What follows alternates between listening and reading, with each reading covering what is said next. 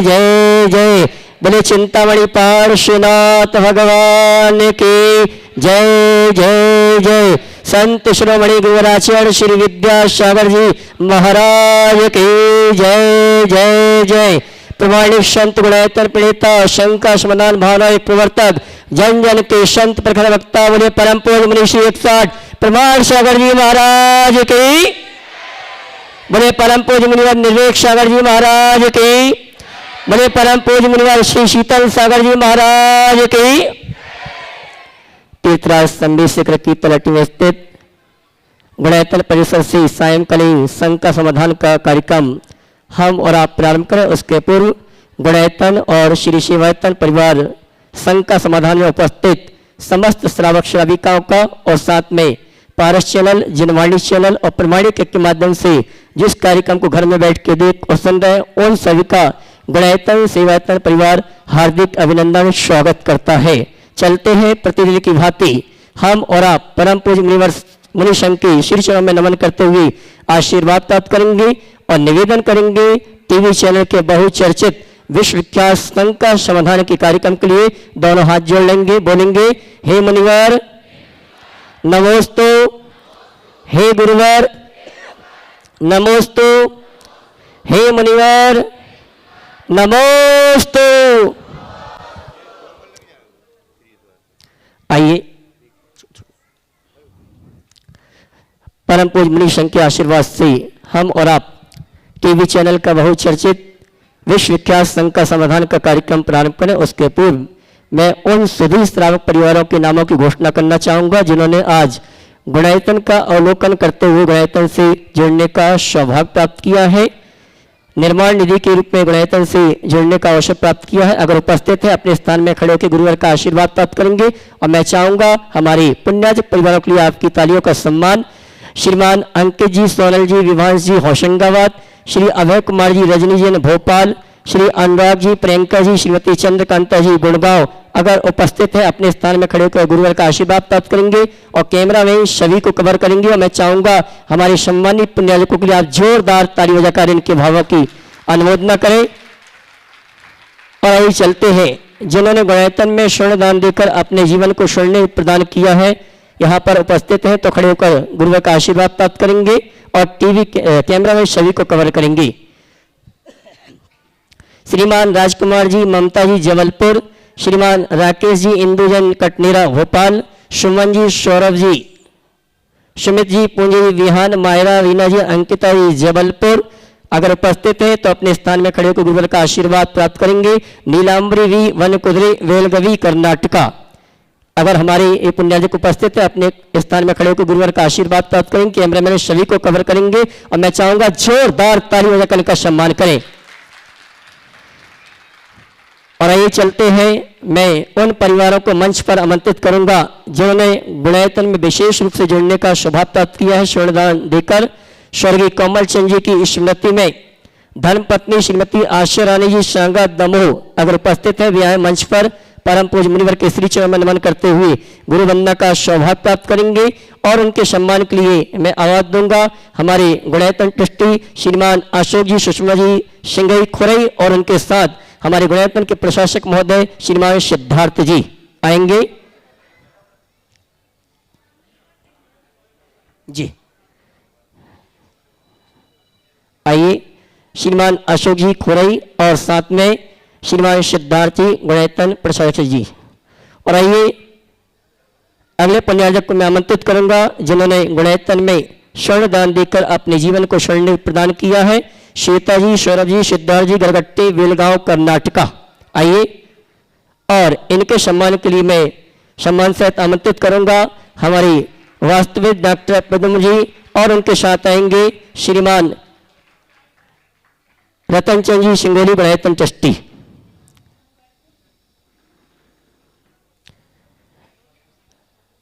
श्वेता जी सौरभ जी सिद्धार्थ गरगट्टे परिवार और इनके सम्मान के लिए मैंने आवाज दी है हमारे गुणायतन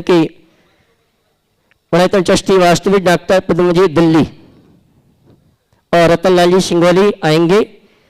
और चलते हैं इसी क्रम में गुणायतन में निर्माण सारथी के रूप में जिन्होंने जुड़ने का अवसर प्राप्त किया है जबलपुर से श्रीमती चंदा जी माता श्री इंजीनियर क्षणिक राजुल जी, CS राजीव रचना जी, एडवोकेट सत्येंद्र, जॉइंट कमिश्नर आभा जी जबलपुर, ये आएंगे। निर्माण शार्थी के रूप में गुणायतन से जुड़ने का अवसर प्राप्त किया है और इनके सम्मान के लिए मैं आवाज दूंगा। गुणायतन ट्रस्टी श्रीमान आशीष जी वंडा ठेकेदार परिवार और श्रीमान सुभाष जी सीओ साहब गुणायतन आएंगे। हमारे संबंधी निर्माण शार्थी चंदा देवी परिवार का सम्मान का कार्यक्रम संपन्न करेंगे और मैं चाहूंगा आप जोरदार ताली बजाकर इनका सम्मान करें। इसी क्रम में अगले पंजाजक के रूप में निर्माण शार्थी के रूप में जिन्होंने गुणायतन से जुड़ने का अवसर प्राप्त किया है श्रीमती अनीता जी, धर्मपत्नी स्वर्गीय राकेश जी, श्री विभोर जी, रुचि जी गाजियाबाद उत्तर प्रदेश आएंगे और इनके सम्मान के लिए मैं आवाज दूंगा। हमारे गुणायतन के कोषाध्यक्ष महोदय श्रीमान NL जैन साहब और साथ में आएंगी श्रीमती अर्चना जी वेनाडा, गुणायतन ट्रस्टी कोलकाता।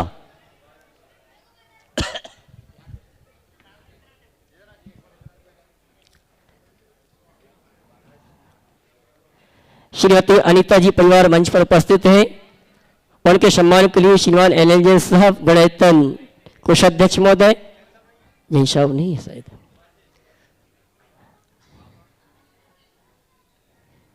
श्रीमती अनीता जी, धर्मपत्नी स्वर्गीय राकेश जी, विभोर जी, रुचि गाजियाबाद उत्तर प्रदेश परिवार पहुंचेगा और इनके सम्मान के लिए मैं सम्मान से आमंत्रित कर रहा हूं हमारे सुभाष जी सीओ साहब और अर्चना जी वेनाडा कोलकाता। सुभाष जी, इनका भी सम्मान करना है।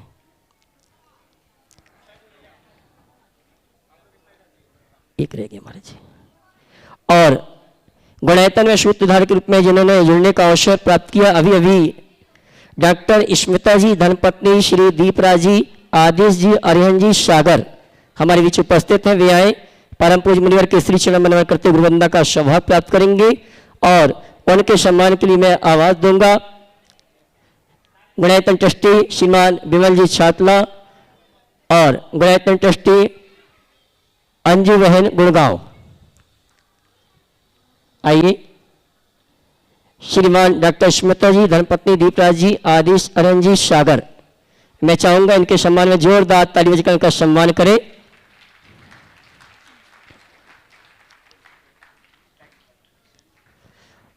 और चलते हैं सम्मान के इसी क्रम में अब शंका समाधान का कार्यक्रम हम और आप प्रारंभ करेंगे और आज की प्रथम शंका के लिए मैं आमंत्रित करूंगा गुणायतन के श्रोमणी संरक्षक डॉक्टर अशोक जी, सविता जी, विदिशा भोपाल। उसके बाद तैयार रहेंगे श्रीमती आभा जी पाटन।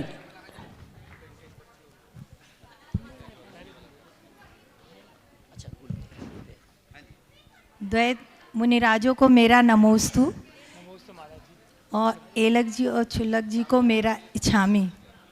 महाराज जी, आज मेरे साथ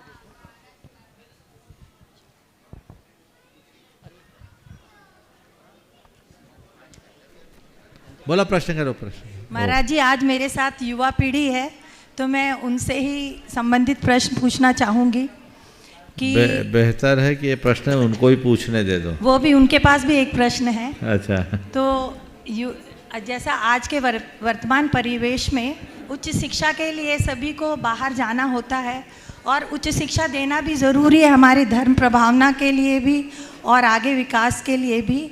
तो वहाँ पे सामंजस्य बिठा के अपने आप को संस्कारित रख के और धर्म की रक्षा करके ये युवा पीढ़ी कैसे आगे अपना जीवन जी सकती है? देखिए, आपने स्वयं ने भी उच्च शिक्षा ली है।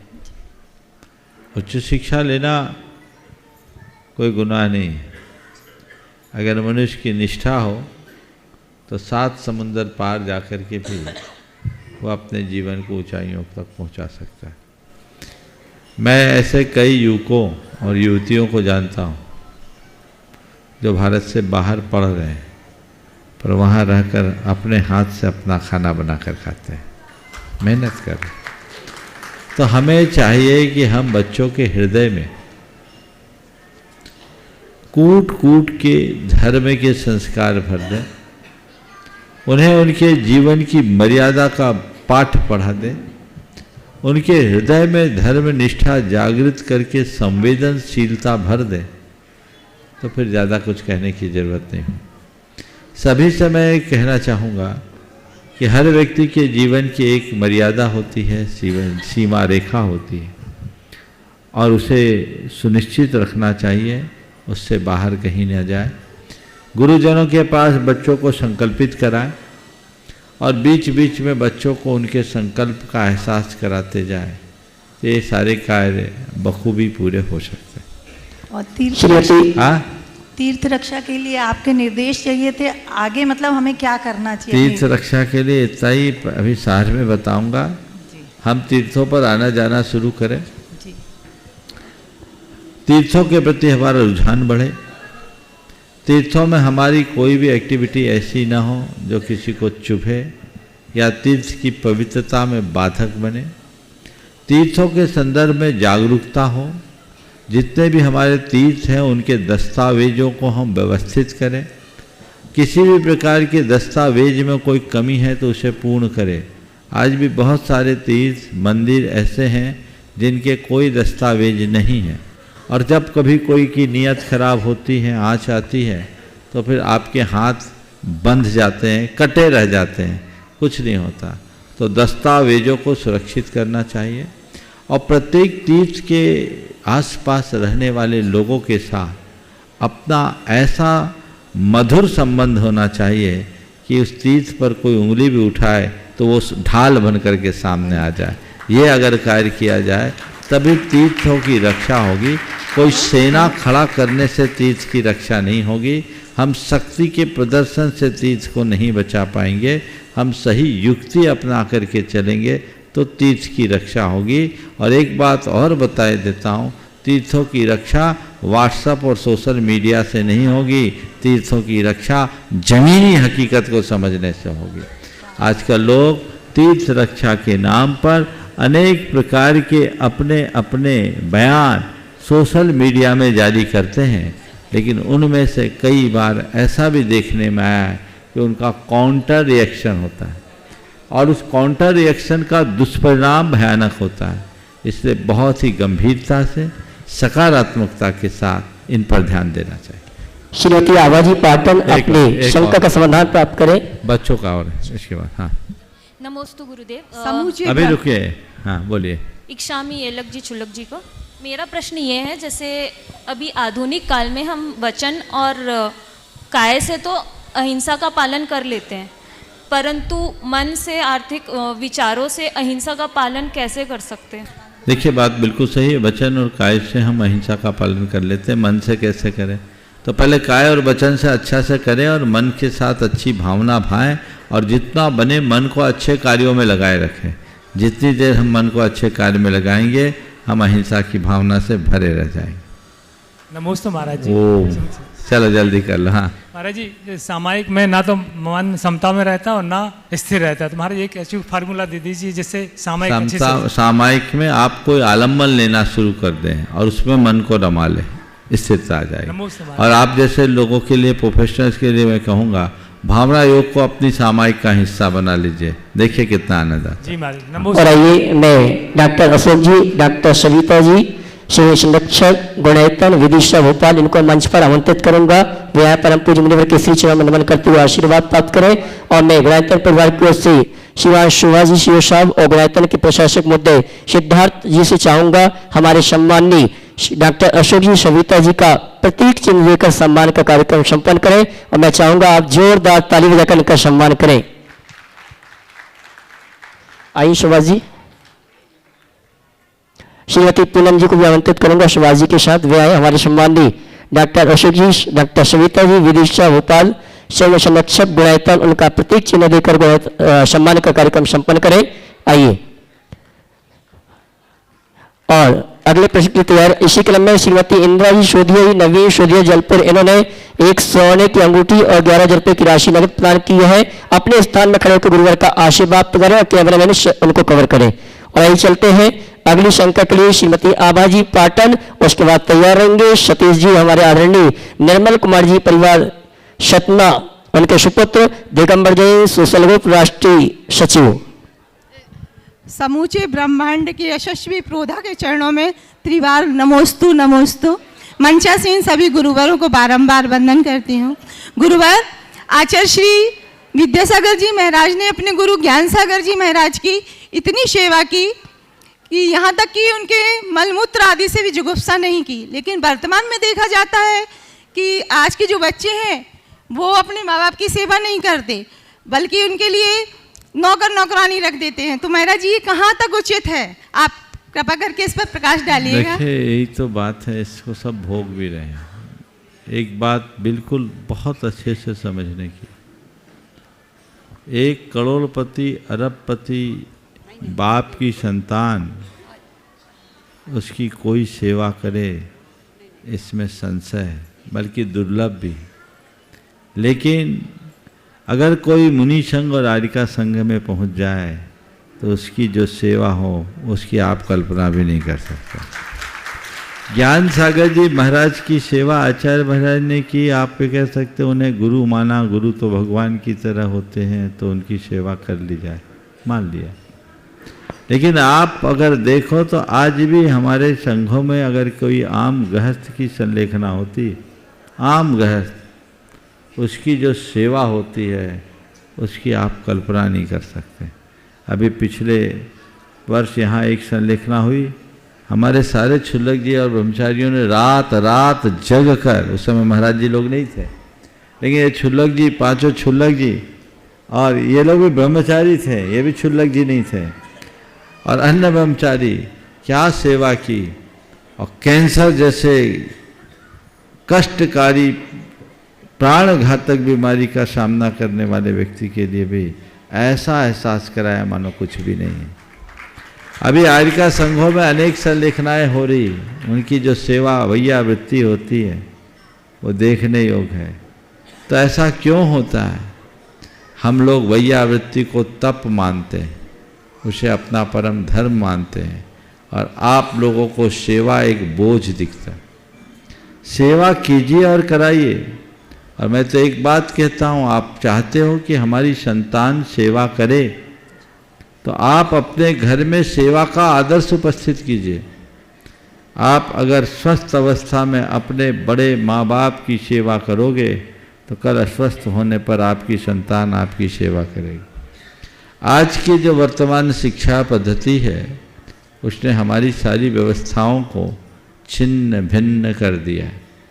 सबसे ज़्यादा अगर कुछ नुकसान हुआ है तो वो हमारी संवेदनाओं पर हुआ है, संवेदनाओं को आघात पहुंचा।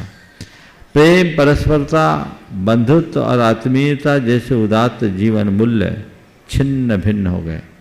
एक समय था जब पहले किसी को खांसी आती थी तो बाजू में बैठा हुआ कोई भी व्यक्ति उसकी पीठ मसलना शुरू कर देता था, पीठ पर हाथ सहलाता था। आज अगर कोई छटपटा भी रहा हो ना तो बस डॉक्टर को बुलाने की हिदायत देगा, दवाई प्रिस्क्राइब कर देगा या और कुछ, लेकिन सेवा करने का जो मनोभाव होना चाहिए वो दुर्लभ हो गया। आप लोगों को सीखना चाहिए। सेवा वैयावृत्त है, वैयावृत्त एक महान तप है। आप लोग अक्सर बोलते हैं निस दिन बैया वृत्त करैया सो नीचे, तो ये किसको सुनाते हैं? भगवान को। ये जीवन में आना चाहिए। आज भी मैंने ऐसे अनेक गृहस्थों में उदाहरण देखे जिन्होंने अपने बुजुर्ग माँ बाप नहीं, सास ससुर की ऐसी सेवा की और अभी भी कर रहे हैं जिनकी जितनी सराहना की जाए उतनी कम है। तो बस सेवा की परंपरा को बनाए रखना चाहते हो तो घर में सेवा का आदर्श उपस्थित कीजिए। आप खुद सेवा भाव में जुड़ोगे तभी किसी और को सेवा के लिए प्रोत्साहित कर सकोगे। श्रीमान सतीश जी सतना, उसके बाद तैयार होंगे श्रीमान आनंद जी सुधा जी चंद्रिया परिवार कोतमा। भावना योग प्रणेता मुनि श्री प्रणाम सागर जी को चरणों में सत सत नमन। सभी महाराजों को, छुल्लक जी को सादर नमोस्तु और वंदनामि इच्छामि। महाराज श्री, हम श्रावकों के 6 आवश्यक होते हैं: देव पूजा, गुरुपास्ती, स्वाध्याय, संयम, तप और त्याग। उनमें से पारस चैनल और जिनवाणी चैनल ने इतना प्रसारित कर दिया है कि सुबह 5 बजे से लेकर रात में 11 बजे तक कभी भी हम पारस चैनल या टीवी जिनवाणी चैनल खोलते हैं तो उसमें हमें देव पूजा और गुरुपास्थी से संबंधित कुछ ना कुछ अवश्य सुनने को देखने को मिल जाता है। ये धार्मिक संस्कार आज की युवा पीढ़ी में अच्छे आ गए हैं कि धार्मिक क्रियाओं में वे निरंतर रत रहते हैं, लेकिन हम ये सोचते हैं कि आत्म कल्याण की जो चीज़ें हैं वो स्वाध्याय, संयम और तप से ही आ सकती है। वो हम जैसे लोगों में अभी कम रुचि है, उसमें रुचि बढ़ाने के लिए आप कुछ मार्गदर्शन दें। देखिए, इनमें से केवल एक काम जोड़ दो, वो है प्रवचन। अगर आप प्रवचन से जुड़ जाओगे तो स्वाध्याय होगा, और जिसका स्वाध्याय जुड़ेगा उसका अंतरंग बदलेगा, संयम और तप के मार्ग पर अपने आप लग जाएगा। हजारों लोग हैं ऐसे जो कहते हैं महाराज हमारे जीवन में तो आमूल चूल परिवर्तन हुआ। हो सकता है उनमें आप जैसे लोग भी शामिल हों। हमने सुना और हमारा जीवन बदला। तो जब श्रवण करते हैं तो प्रेरणा मिलती है, और यही प्रेरणा जीवन को बदलती है। तो अब हम आगे बढ़ें, एक प्रेरणा से दूसरी अनेक प्रेरणा जगती है, और वो प्रेरणा हमें उत्तरोत्तर जगा के रखना चाहिए। श्रीमान आनंद जी, सुबह जी, चंदेरिया परिवार कोटमा, उसके बाद तैयारेंगे रमेश चंद जी, जमोरिया परिवार, अंबिकापुर। मुनिवर द्वय को नमोस्तु नमोस्तु। एलक और क्षुल्लक श्री जी को हम इच्छामी।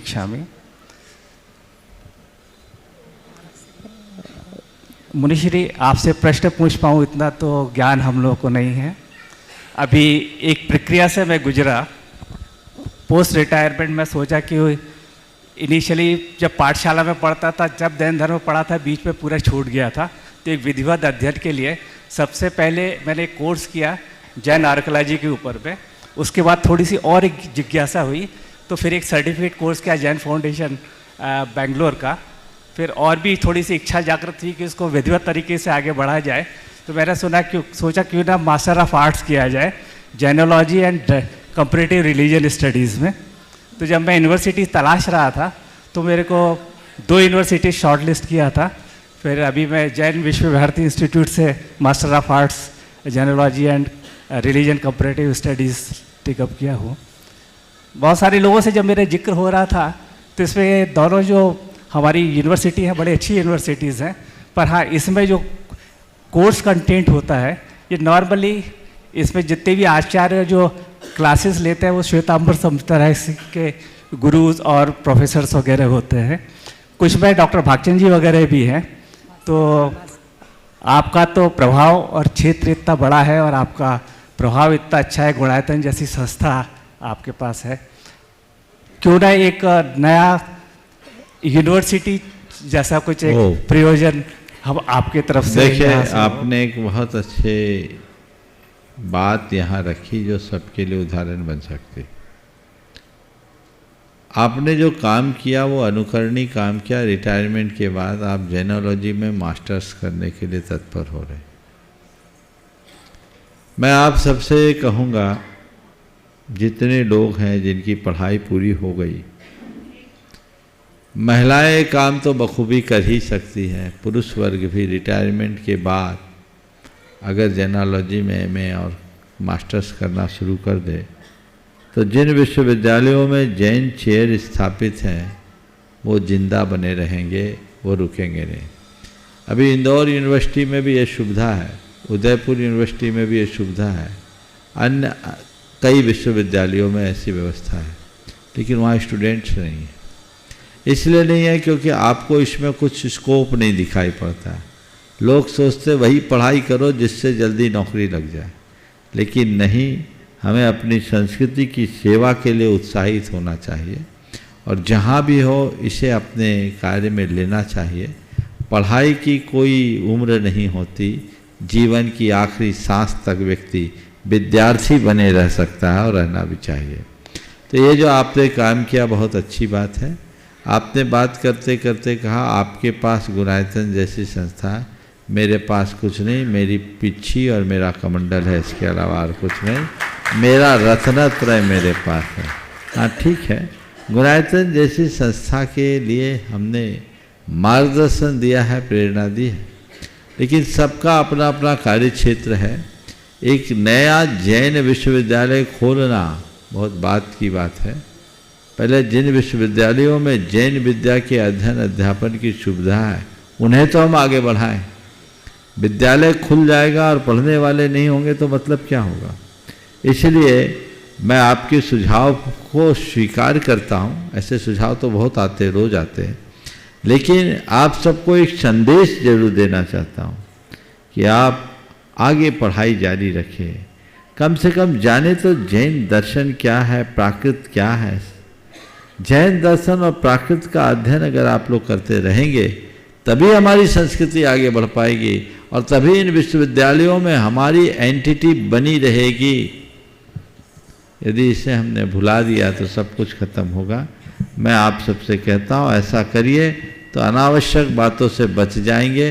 व्यर्थ में सोशल मीडिया में अपनी एनर्जी खपाने की जगह कुछ जिनवानी का आलोढ़न करो, जिनवानी का अध्ययन करो, जिससे जीवन को आगे बढ़ाया जा सके। श्री रमेश चंद जी, रजनी जी, जमुरिया परिवार, अंबिकापुर। उसके बाद तैयारेंगी डॉक्टर संध्या जी सागर।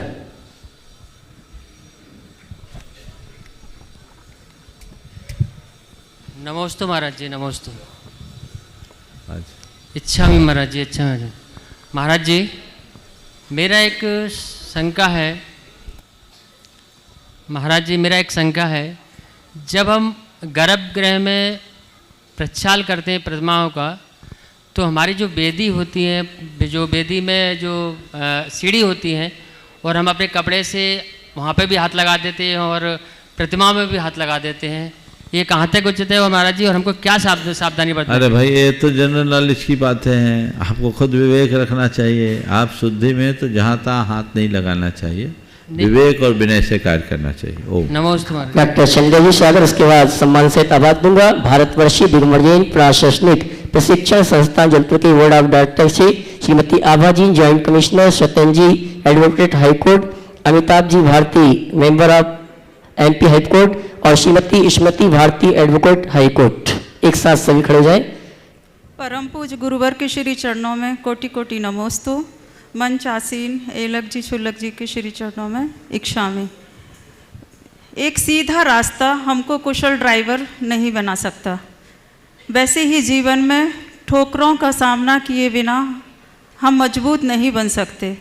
तो गुरुवर, हमारा यह प्रश्न है कि जीवन रूपी गाड़ी को चलाने के लिए जीवन पथ पर चलते हुए एक कुशल ड्राइवर की भूमिका कैसे निभाएं ताकि जीवन संतुलित बना रहे। कुशल ड्राइवर कैसे बने कि जीवन संतुलित बने? जी महाराज जी। देखिए, अगर ड्राइविंग की बात करते हैं तो कोई भी व्यक्ति सीधे स्टीयरिंग नहीं संभालता। उसे शुरुआत में प्रशिक्षण लेना पड़ता है, लेकिन वो प्रशिक्षण कुछ दिनों का होता है जो दूसरों से लेते हैं। उसके बाद जो उसकी कुशलता आती वो खुद के अनुभवों से आती। अपने जीवन को उसके गंतव्य तक कुशलतापूर्वक ले जाना चाहते हो, या यूं कहें कि आप जीवन गाड़ी के कुशल ड्राइवर बनना चाहते हो, तो उसका एक ही उपाय है, जीवन के आधारभूत बातों का ज्ञान करो जो ड्राइविंग सिखाते समय जरूरी है, और फिर जीवन पथ पर चलना शुरू कर दो। जीवन के साथ घटने वाली हर घटना और प्रसंगों को बारीकी से देखो, कुछ न कुछ सीखने को मिलेगा, और हर अनुभव हमारे जीवन में ज्ञान का एक नया कोष खोलेगा, जीवन का विकास होगा। तो हम गुरुजनों से कुछ सीखे और चल पड़े। समय हमें बहुत बड़ा पाठ पढ़ाता है जो हमारे जीवन की बेहतरी का आधार बनता है। भारतवर्षीय दिगंबर जैन प्रशासनिक प्रशिक्षण संस्थान जयपुर के बोर्ड ऑफ डायरेक्टर से श्रीमती आभा जी, सत्यन जी, अमिताभ भारती जी और श्रीमती स्मृति भारती। उसके बाद तैयार रहेंगी श्रीमती कांता शेट्टी, श्रीमती हीरा जी बड़ियात्ता, हजारीबाग।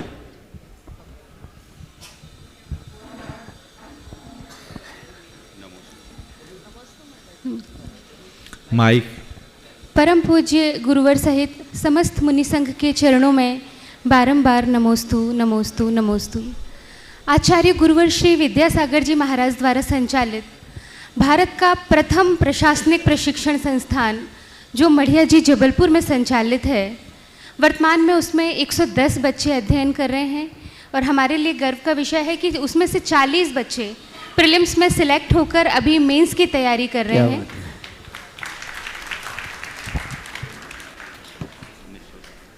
गुरुवर, उन बच्चों की सफलता के लिए हमने इन 40 बच्चों को पूर्णतः निःशुल्क शिक्षा हम अभी यहाँ उपलब्ध करा रहे हैं। भोजन, आवास, प्रशिक्षण, लाइब्रेरी, सारी चीज़ें उन्हें हम निःशुल्क प्रदान कर रहे हैं। बस जो एक चीज़ की कमी है वो है आपका आशीर्वाद। तो बस हम इतना चाहते हैं कि दिसंबर में बच्चे मेंस लिखने वाले हैं, तो आपका आशीर्वाद बच्चों तक पहुंच जाए। आपके मुखारविंद से निकला हुआ एक एक शब्द उनमें असीम ऊर्जा का संचार करेगा और जब भी उनका मनोबल गिरेगा वो आपके शब्द ज़रूर याद करेंगे और निश्चित तौर पर सफल होंगे। तो आपसे आशीर्वाद की आकांक्षा है गुरुदेव। देखिए, पहले तो मैं चाहूँगा एक बार जोरदार करताल ध्वनि से इन सभी का अभिनंदन करें। 1991 में गुरुदेव के मानस में ये भाव उभरा था। उन दिनों मैं गुरु चरणों में था, जब जबलपुर में भारतवर्षीय दिगंबर जैन प्रशासनिक संस्थान की शुरुआत हुई। तब से अब तक अनेक लोग वहाँ से पढ़ लिख कर आगे बढ़े और आज विभिन्न क्षेत्रों में विभिन्न प्रशासनिक पदों में अपना दायित्व निभाते हुए समाज की सेवा कर रहे हैं। मैं गुरुदेव की ये दूरदर्शी सोच का ही एक उदाहरण मानता हूँ। बड़ी प्रसन्नता आज अन्य संस्थाएं, जीतो जैसी संस्थाएं भी इस कार्य में आगे आई है और प्रशासनिक क्षेत्र में हमारे समाज के प्रतिभाएं आगे बढ़ रही है और इन सब का श्रेय परम पूज्य गुरुदेव को जाता है। अभी बहुत अच्छी सूचना आपने मुझे दी कि 40 बच्चे मुख्य परीक्षा के लिए चयनित हुए हैं। मेरा उन सभी बच्चों को बहुत बहुत आशीर्वाद है और उनसे यही कहना है कि पूर्ण आत्मविश्वास के साथ परीक्षा दें। जब हम प्रारंभिक परीक्षा में उत्तीर्ण हो गए तो मुख्य परीक्षा भी पार होंगे और लक्ष्य ऐसा बनाएं कि हम मुख्य परीक्षा ही नहीं, हम तो मुख्य रूप से चयनित होना है और अपने दायित्व को निभाते हुए समाज की सेवा करना है। हमेशा ऊंचा लक्ष्य रखना चाहिए, मन में किसी प्रकार का संशय न करें और भावना योग करे और अपने आप को ये सोचे कि मुझे क्या बनना और मैं बन गया। ये भाव बार बार दोहराए तो बहुत बड़ा बदलाव आ सकता है। अपना लक्ष्य अपने सामने होना चाहिए, पूरा फोकस उसके प्रति होना चाहिए, बहुत उत्तम होगा। सम्मेद शिखर आने के क्रम में मैं जबलपुर में था तब इन लोगों ने बहुत उत्साह का परिचय दिया था और इन्हीं प्रशासनिक संस्थान के बच्चों ने अलग से चौका लगाकर आहार भी कराया था। हमने आहार किया था, है ना, पंचकलानक चल रहे थे। तो ये इन सब की धार्मिकता का उदाहरण है। सभी की ऐसी ही धार्मिक भावनाएं बनी रहे और जीवन पथ पर आगे बढ़े। बोर्ड ऑफ डायरेक्टर में ये सब नए सदस्य आए हैं और व्यवस्थाएं भी कुछ नया रूप ली है। मुझे अब और नई संभावना दिखती है। बहुत बहुत आशीर्वाद। श्रीमती कांता जी शेट्टी, श्रीमती हीरा जी वरियात्ता हजारीबाग, उसके बाद तैयारी कुमारी आकर्षी जी, आशीष जी इंदौर। मैं हजारीबाग से हीरा वरजात्या। महाराज जी, आप तो हमारे हजारीबाग के आन बान शान हैं ही। आपके चरणों में कोटि कोटि नमन वंदन आभार। लेकिन ये हमारी माँ साहब हमारी हजारीबाग की शान है। आज इनको 90वां जन्मदिन लगा है, इसलिए हम लोग सब आपके आशीर्वाद के लिए यहाँ आए हैं। पहले तो आप हमें अपना आशीर्वाद दें। नमोस्तु महाराज जी, नमोस्तु महाराज जी, नमोस्तु महाराज जी। महाराज जी आशीर्वाद।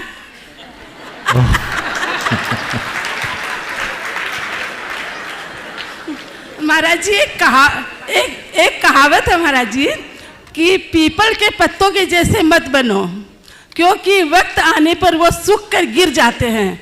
बनना है तो मेहंदी के पत्तों की तरह बनो, जो पीस करके भी दूसरों की जिंदगी में जिंदगी को रंगीन बना देते हैं। तो महाराज जी मेरी शंका है कि हम मेहंदी के पत्तों की तरह कैसे बने कि हमारे रहते हुए दूसरों की ज़िंदगी रंगीन बन जाए, हमारे रहते हुए दूसरों की ज़िंदगी खुशियों से भर जाए। नमस्ते महाराज जी, नमस्ते महाराज जी, नमस्ते महाराज। मैं आपकी बात को थोड़ी दूसरी दिशा में ले जाना चाहता हूँ। आपने पीपल के पत्ते को कमतर आंका है। मेहंदी का पत्ता जरूर सूख करके भी दूसरों के जीवन को रंगीन बनाता है, लेकिन मुझे पीपल का पत्ता उससे ज़्यादा भाता है जो ये बताता है ये रंगीन दुनिया का कोई मतलब नहीं है, ये भी एक दिन बीत जाने वाला। जीवन की सच्चाई को समझो, ये जीवन ही पीपल के पत्ते की तरह है कि नहीं? जब पीपल का पत्ता उभरता है तो कितना सुंदर लगता है, और बाद में जब तक है तब तक भी हिलता ही रहता है, और एक दिन झड़ जाता है। तुम्हारी ये सारी चमक पीपल के पत्ते की भांति है जो कभी भी सूख करके गिर जाएगी, इसलिए पीपल का पत्ता ज्यादा अच्छा। और सुनो, ये भी बहुत अच्छी बात है, ये माता आज 90वें वर्ष की वर्षगांठ इनकी हुई है, और आज वहाँ प्रवेश की, अभी तक फिट है। जब मैं संघ में गया था तब भी इनको ऐसे ही देखा था, और आज भी ऐसे ही देख रहा हूँ, और लगता है आगे भी ऐसे ही देखते रहेंगे। जीवन में अपनी निष्ठा को बना कर रखना चाहिए और आगे बढ़ना चाहिए। बहुत बहुत आशीर्वाद। कुमारी आकर्षणीय अपने परिवार के साथ इंदौर और वर्तिका काश्मीजी गुड़गांव, सुपुत्री शिवाजी पूनमजी गुणायता सीओ।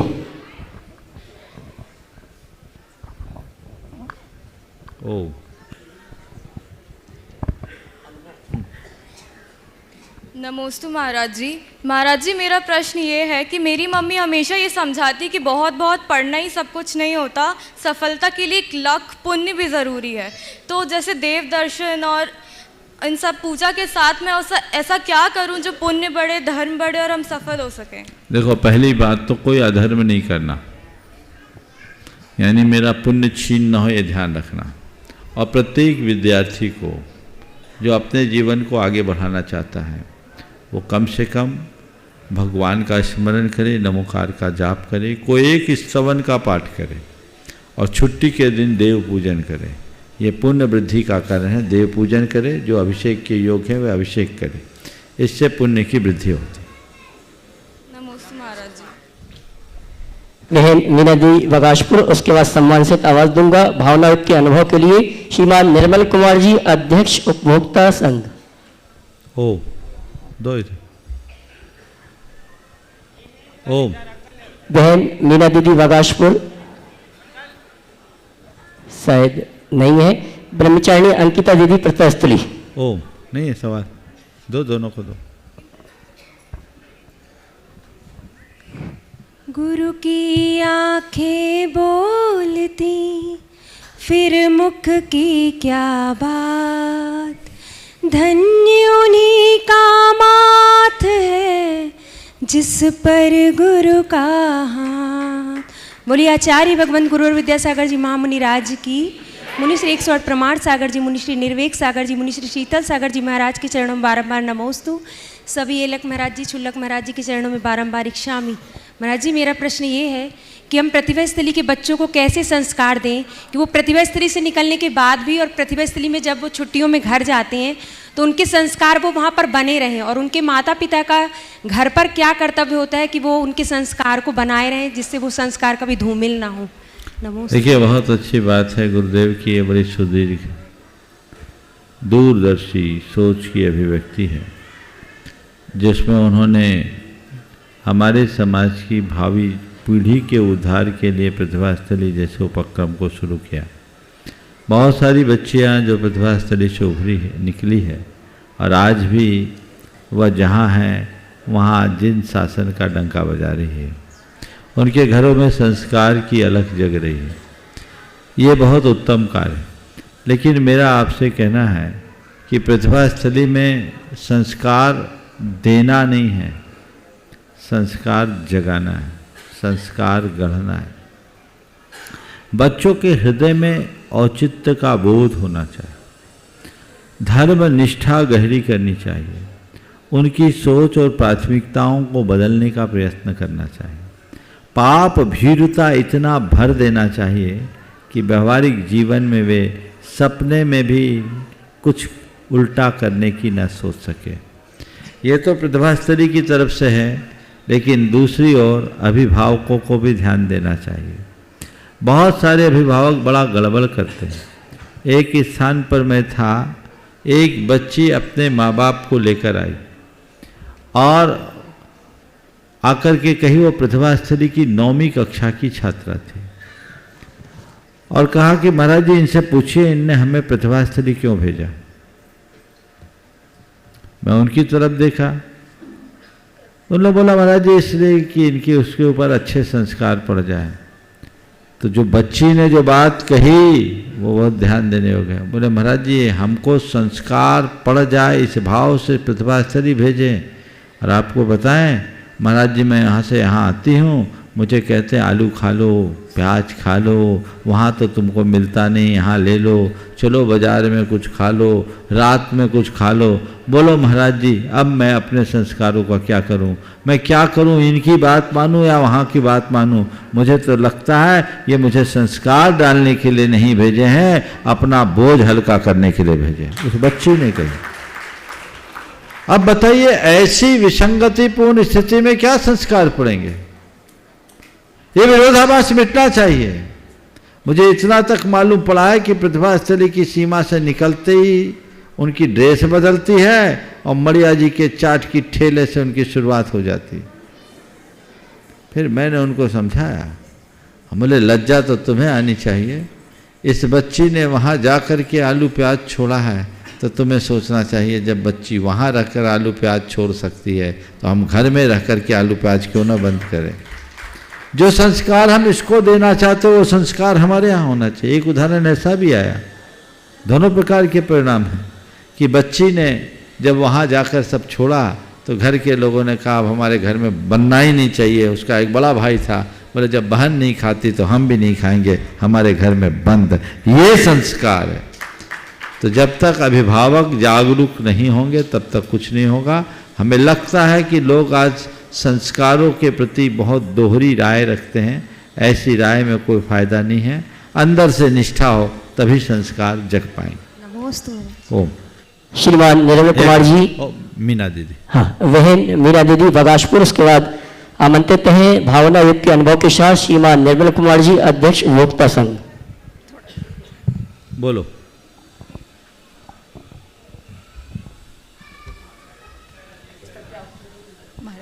हाँ बोलो। हाँ महाराज, हाँ बोलो, आप वहीं से बोलो, आप वहीं से बोलो, अभी रखो। नमोस्तु महाराज। आप सभी बोलो। मुनि राजों के पावन चरणों में निर्मल बारंबार नमोस्तु नमोस्तु नमोस्तु। आप बोलो। हाँ महाराज जी, मेरा प्रश्न है कि आचार्य श्री का नाम विद्याधर और विद्यासागर क्या उन्हीं मुनिराज के नाम पे पड़ा है जो महामुनि विद्यासागर जी थे, जिनकी संलेखना स्थल पर श्रीमती जी जाती थी, माता श्रीमती जी जाती थी। वो विद्यासागर नहीं थे, वो शायद विद्याधर महाराज थे और मुझे पूरा ठीक से याद नहीं महाराज जी, विद्यासागर ही उनका नाम था, उनका महामुनि विद्यासागर जी। हो सकता है उनने उसी आधार पर विद्याधर नाम रखा हो और बाद में फिर ज्ञान सागर जी ने विद्यासागर बना दिया। महाराज जी, एक प्रश्न और है कि जैसे आज आपकी छवि और गुणायतन एक दूसरे के अविनाभावी हो गए, मतलब आपका नाम लेंगे तो गुणायतन याद आता है और गुणायतन का नाम लेते तो आपका नाम याद आता है। वैसे ही भगवान पार्श्वनाथ स्वामी का है कि जैसे पार्श्वनाथ भगवान का अपन स्मरण करते हैं तो सबको याद आता है कि जिनके ऊपर फणा होता है वो पार्श्वनाथ भगवान है। और यदि जिनकी जो पहचान है उसको हम क्यों मिटा रहे हैं आज? क्यों मिटाने की जरूरत नहीं है। मतलब बिना फणा वाली प्रतिमाएं ऐसा है, पार्श्वनाथ भगवान की क्यों बनाई? ऐसा है कि पार्श्वनाथ भगवान की बिना फना वाली प्रतिमाएं पहले भी बनती रही, आज बन रही, ऐसी बात नहीं है। फना वाली और बिना फना वाली दोनों प्रकार की प्रतिमाएं उपलब्ध है और हमें दोनों में कोई लगाने में कोई बाधा नहीं है। अगर कोई ऐसा कहे कि कोई फना वाली प्रतिमा को हटा दो तो ये गलत है। अगर फना वाली बनी है तो फना वाली और बिना फना वाली है तो बिना फना वाली। नीचे अंकित सर्प का चिन्ह पार्श्वनाथ का महत्व दर्शा देता है। इसलिए इस विषय में हमें किसी प्रकार का आग्रह नहीं करना चाहिए। अगर कोई आग्रह विशेष से ऐसा करता है तो उचित नहीं है। हमारे लिए दोनों में पार्श्वनाथ भगवान के दर्शन होने चाहिए। श्रीमान निर्मल कुमार जी, अध्यक्ष पुरोहित संघ, उसके बाद महामंत्री गौशाला सतना श्रीमान रोहित जी। हाँ, एक आचार्य महाराज का पुराना चित्र। आर्य जी, अर्जन्या जी, आराध्या जी, श्रेयांश जी, फिरोजाबाद से आचार्य श्री का बहुत सुंदर चित्र गुरुवर की मैं क्या करूँगा, रखो समर्पित कर रहे हैं। ठीक,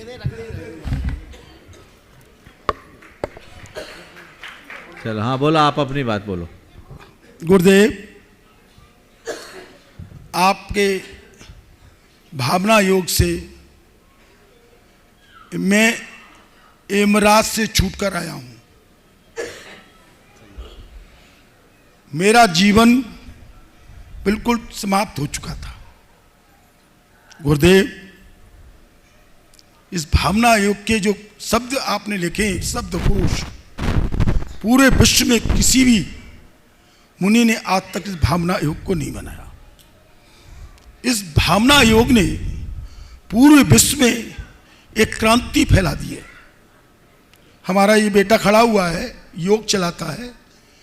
1000 गुरु जो प्रातः काल में योग सिखाते हैं बच्चों को, उसमें इस बच्चे ने भावना योग जोड़ करके एक क्रांति पैदा की है। ओम जो बोलते हैं पूरे शरीर को हिला देता है।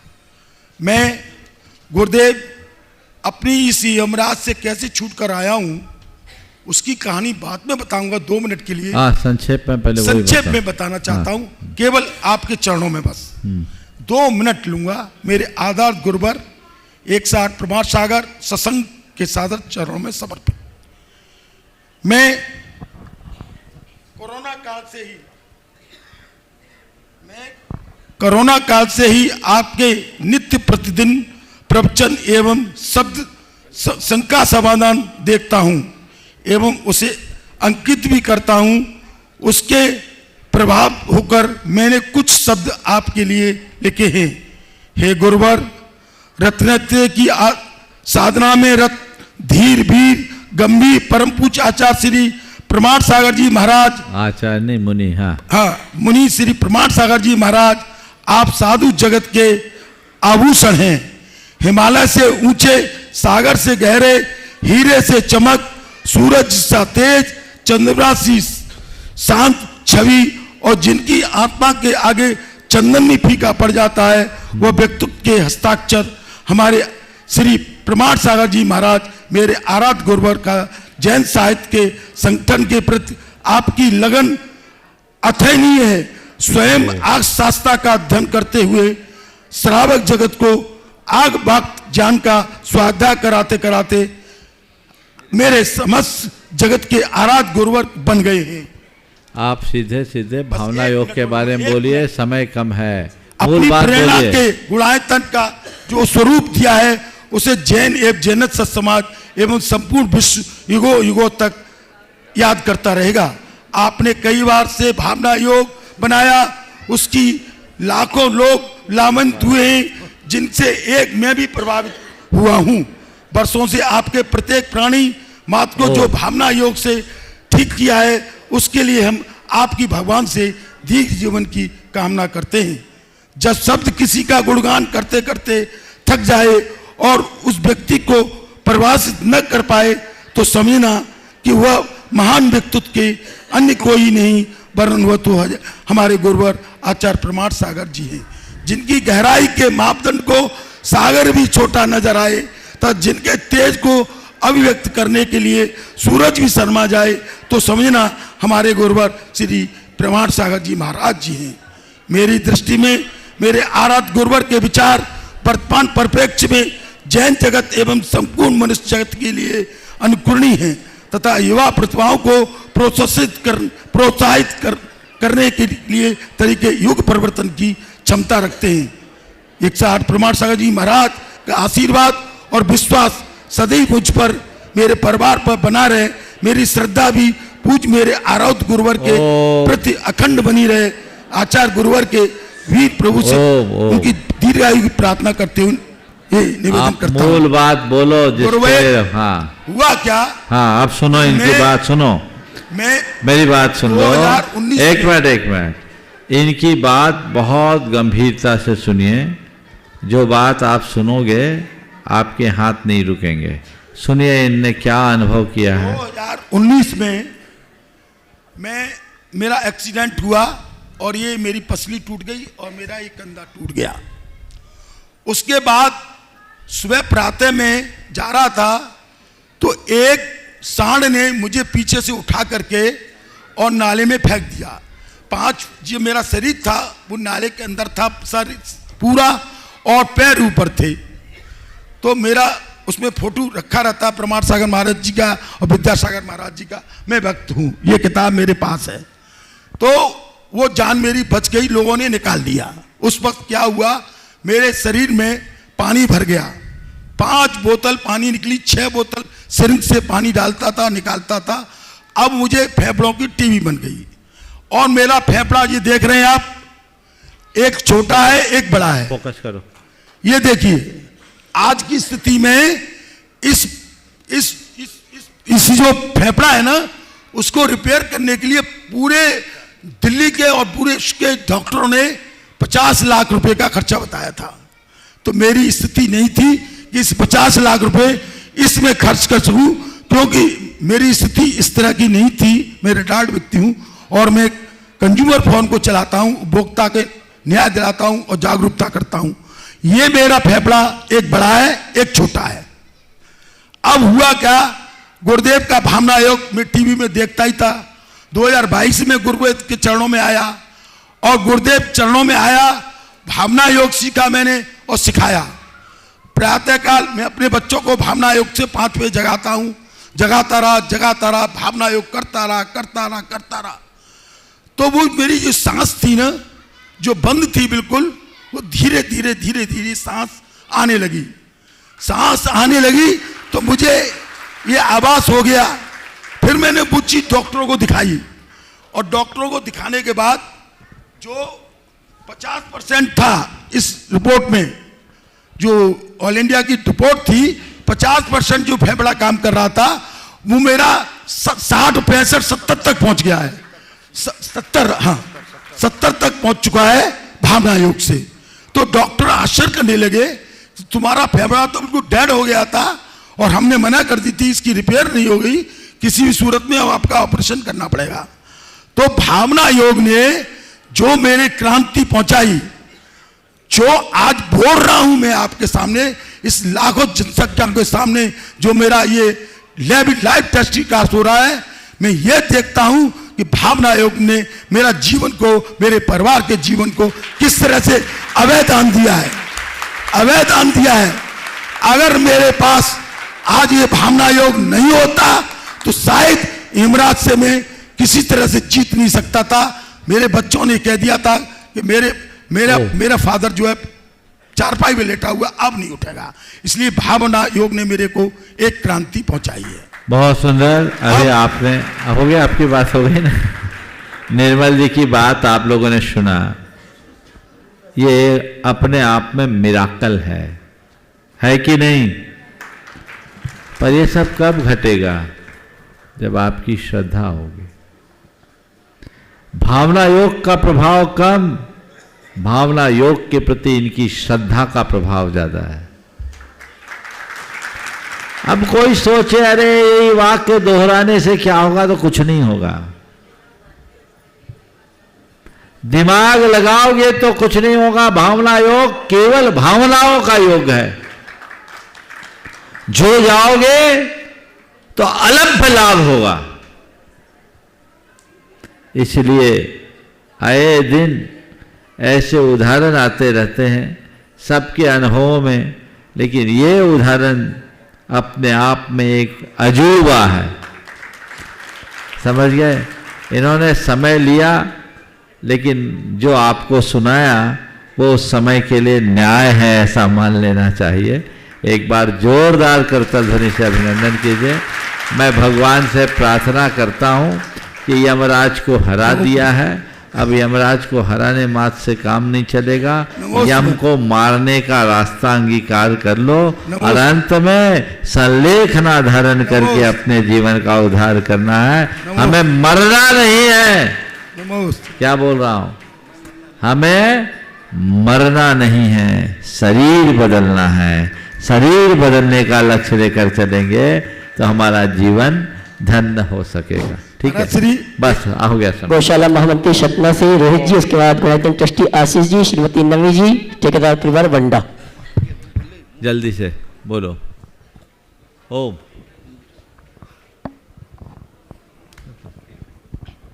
महाराज श्री के चरणों में त्रैवा नमोस्तु। सभी छुल्ला गिलक महाराज जी को इच्छामी। महाराज जी, मेरा प्रश्न ये है कि जब हम किसी के चौके में आहार देने जाते हैं तो प्रायः आहार सामग्री उसी चौके से लेके जो श्रोती हुई उनके द्वारा दी जाती है उसको देते हैं। पर आजकल देखा गया है, एक नया ट्रेंड आ गया है, लोग चौके नहीं लगाते हैं लेकिन अपने घर से एक एक आइटम बना के ले जाते हैं और उस चौके में वो जाके चलाने का प्रयास करते हैं और चौके वाले की सामग्री यूज़ ही नहीं हो पाती है, या उसको एक विकल्प रहता है कि कहीं अंतराय ना आ जाए या कैसा शुद्धि है नहीं है।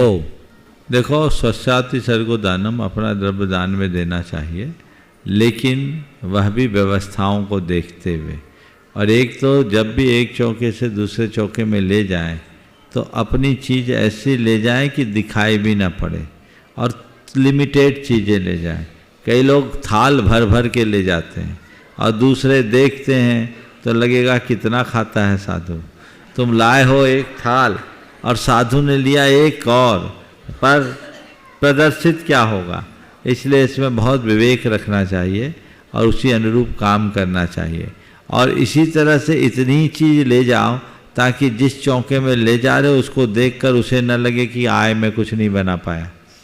इसलिए लिमिट से ही अपनी व्यवस्था होनी चाहिए। ओम शांति। नमस्कार।